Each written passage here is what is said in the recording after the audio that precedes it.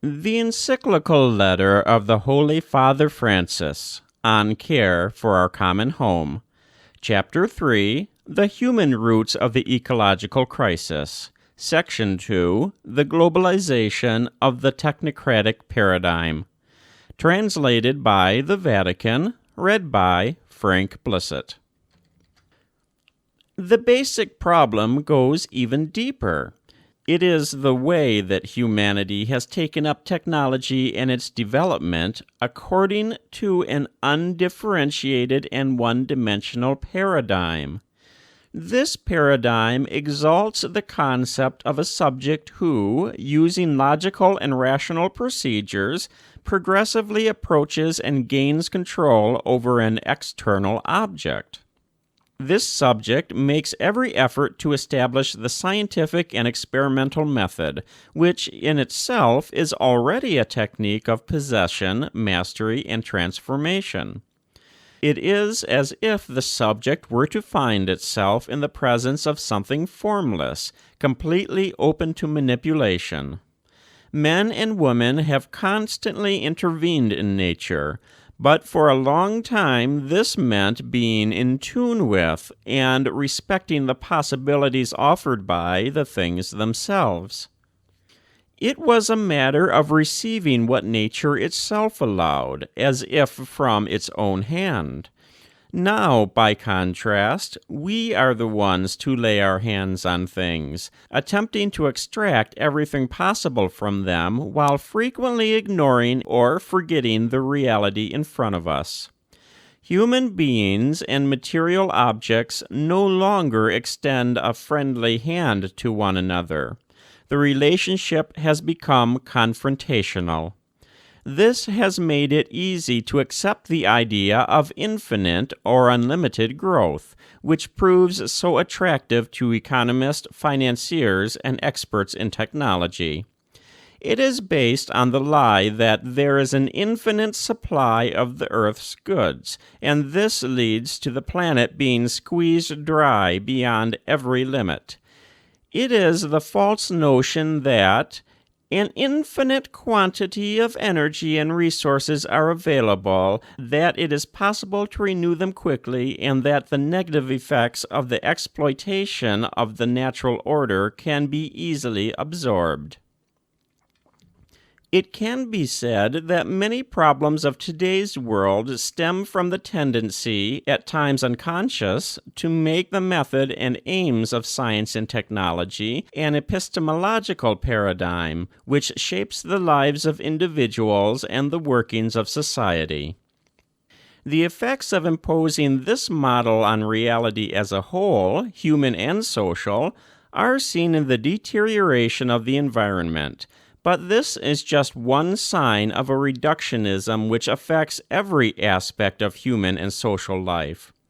We have to accept that technological products are not neutral, for they create a framework which ends up conditioning lifestyles and shaping social possibilities along the lines dictated by the interests of certain powerful groups. Decisions which may seem purely instrumental are in reality decisions about the kind of society we want to build. The idea of promoting a different cultural paradigm and employing technology as a mere instrument is nowadays inconceivable. The technological paradigm has become so dominant that it would be difficult to do without its resources, and even more difficult to utilize them without being dominated by their internal logic.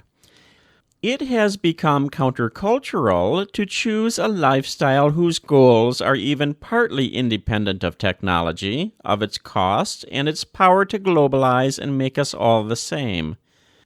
Technology tends to absorb everything into its ironclad logic, and those who are surrounded with technology know full well that it moves forward in the final analysis neither for profit nor for the well-being of the human race. That, in the most radical sense of the term, power is its motive, a lordship over all.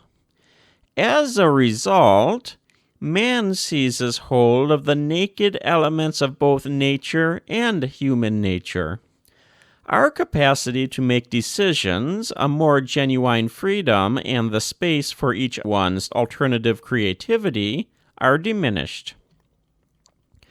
The technocratic paradigm also tends to dominate economic and political life. The economy accepts every advance in technology with a view to profit, without concern for its potentially negative impact on human beings. Finance overwhelms the real economy. The lessons of the global financial crisis have not been assimilated, and we are learning all too slowly the lessons of environmental deterioration. Some circles maintain that current economics and technology will solve all environmental problems, and argue in popular and non-technical terms that the problems of global hunger and poverty will be resolved simply by market growth. They are less concerned with certain economic theories which today scarcely anybody dares defend than with their actual operation in the functioning of the economy.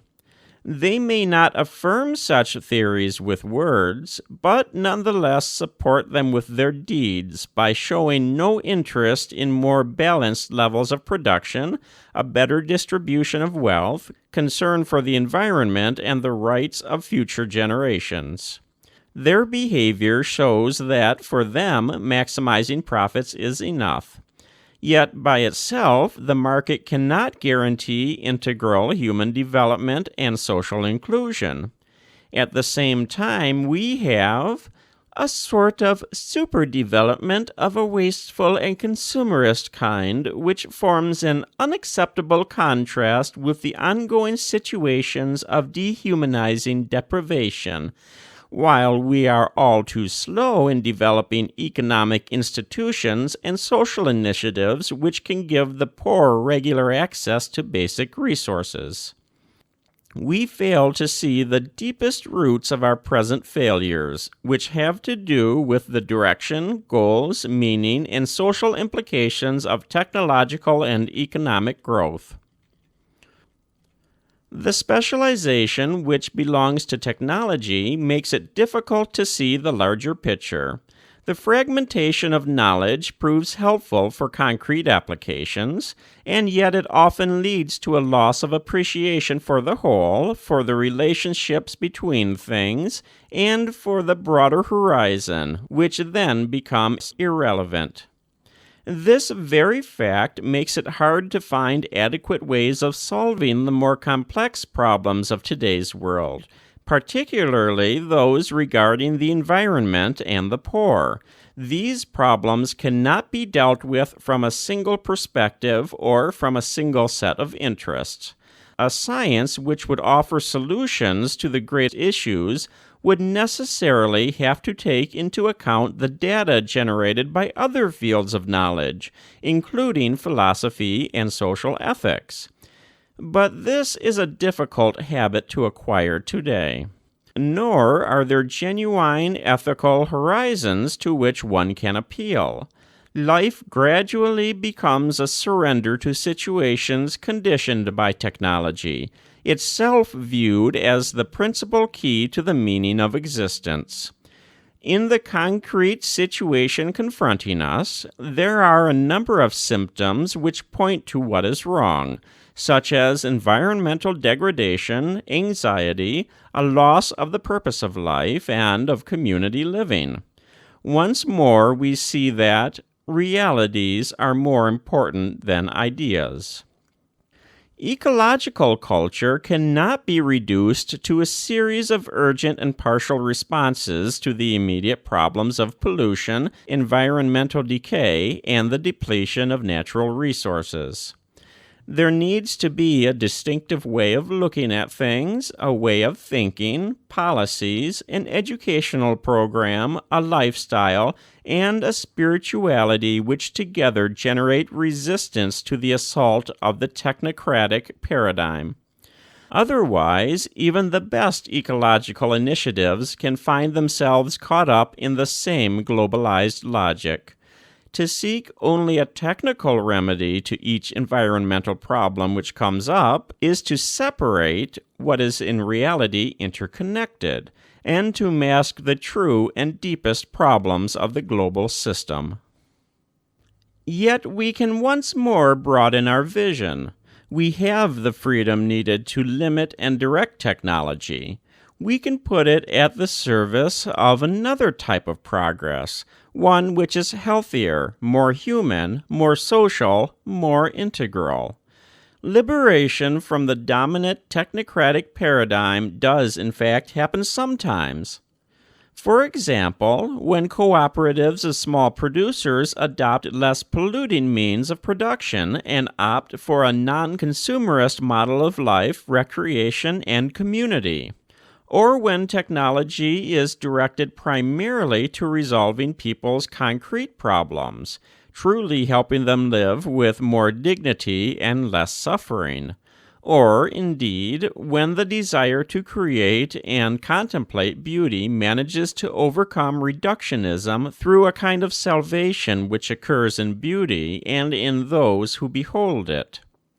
An authentic humanity, calling for a new synthesis, seems to dwell in the midst of our technological culture, almost unnoticed, like a mist seeping gently beneath a closed door. Will the promise last in spite of everything, with all that is authentic rising up in stubborn resistance? There is also the fact that people no longer seem to believe in a happy future.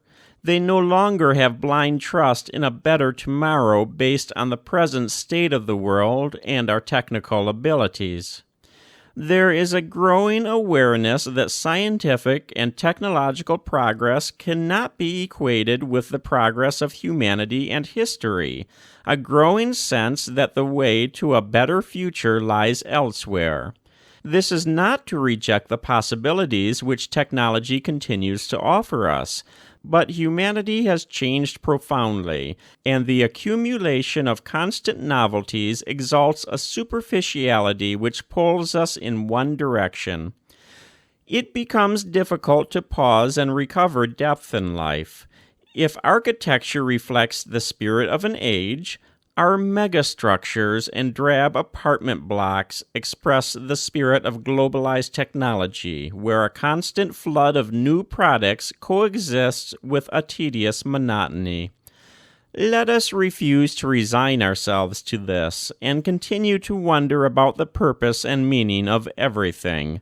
Otherwise, we would simply legitimate the present situation and need new forms of escapism to help us endure the emptiness. All of this shows the urgent need for us to move forward in a bold cultural revolution. Science and technology are not neutral. From the beginning to the end of the process, various intentions and possibilities are in play and can take on distinct shapes. Nobody is suggesting a return to the Stone Age, but we do need to slow down and look at reality in a different way, to appropriate the positive and sustainable progress which has been made, but also to recover the values and the great goals swept away by our unrestrained delusions of grandeur. That was Section 2, The Globalization of the Technocratic Paradigm, from Chapter 3, The Human Roots of the Ecological Crisis, from the Encyclical Letter of the Holy Father Francis, On Care for Our Common Home. Translated by the Vatican, read by Frank Blissett.